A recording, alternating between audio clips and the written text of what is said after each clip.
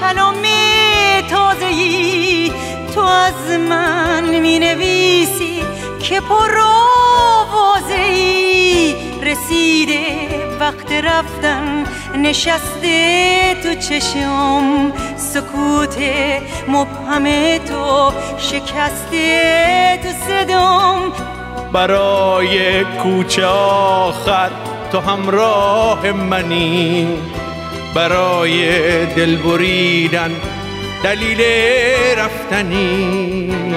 میمونه کنج سینم هوای انتظار میخونم شعر رفتن تا برگرد بهار تو دریای نگاهت شکسته قایقم تو دنیای بزرگت غریبی عاشقم برای شعر خوب تو میخونم مسافر وقت رفتن خدا حافظ بگو تو گل بار عشقی سفر تا راه دور که زیر سایبونه تو میمونم سفر تا انتها تو هم با من بیا توی همراه من تموم لحظه ها تو تنها عاشقی برای قصه ها بیا با من بمون تو نبض جاده ها که مقصد منتظر برای ما سکوت و میشکنه صدای ما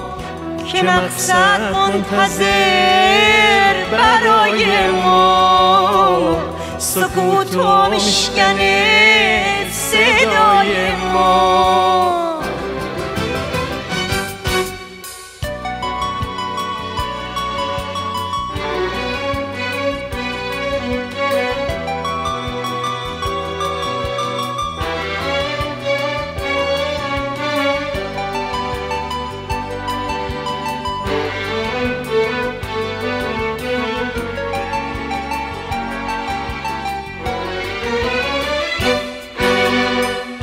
من از تو می نویسم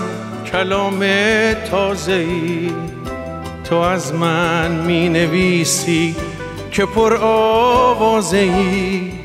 رسیده وقت رفتن نشسته تو چشم سکوت مبهم تو شکسته تو صدام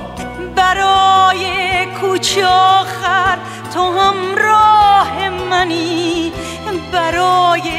دل بریدن دلیل رفتنی میمونه کنج سینم هوای